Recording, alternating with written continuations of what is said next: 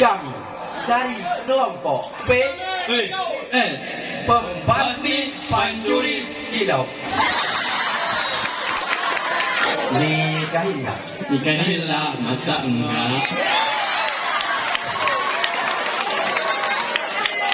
Salim tega ke anak nanggro. Salim juga ke adun ada. Bugong jaro keluari lingka. Assalamualaikum Warahmatullahi wabarakatuh. Alhamdulillah. Alhamdulillahilladzi anzalal Qur'an hudal linnasi wa bayyinatin minal huda wal furqan. Asyhadu an la ilaha illallah khaliqul ma'bud wa asyhadu anna Muhammadan sadiqul maut. Asyhadu an la ilaha illallah wahdahu la syarikalah wa asyhadu anna Muhammadan abduhu wa rasuluhu la nabiyya ba'da. Dewan Hakim, hadirin yang kami muliakan, Indonesia ketika dipimpin oleh Soekarno, rakyatnya pungo, pemimpin mirip si Bemo. Indonesia pada saat ini sedang mengalami fase kegentingan di mana-mana. Tingkah kepercayaan rakyat terhadap pemerintah tiap hari semakin menurun karena pejabat kita banyak terjerumus kasus korupsi. Sehingga bagaimana mungkin aplikasi terlebih kabar berita pada media di Indonesia tentang pencurian dan tawuran, Pembunuhan, pemerkosaan, eksploitasi hutan remaja mati akibat opsiosan hingga timbul hujan landasan.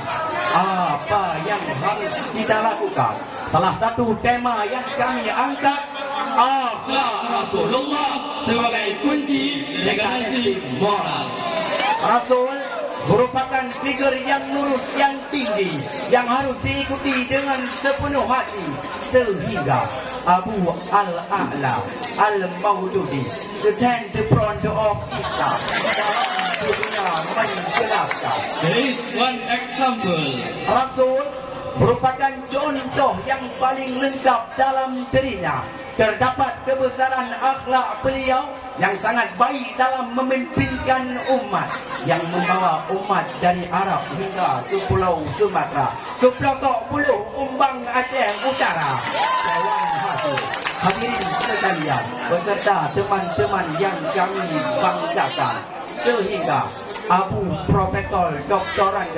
Al-Kalangkali dalam tafsir Uruk mengatakan, 100 of ranking wademu.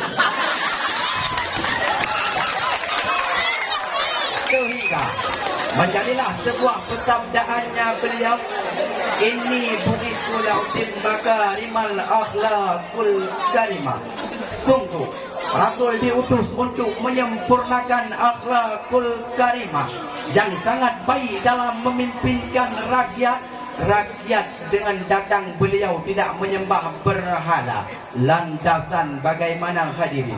Dengan pemimpin kita pada saat ini masih berani mencuri uang rakyat, aparat-aparat abaikan para pemimpin. Dewan Hakim, hadirin yang kami muliakan, sehingga Profesor Dr.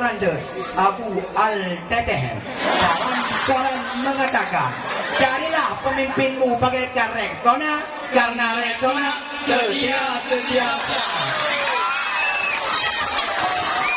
Dewan Hakim, hadirin sekalian yang kami banggakan, kalau begitulah pemimpin kita sangat baik dalam membangunkan umat, mencerminkan diri bagaimana Rasulullah dalam mendirikan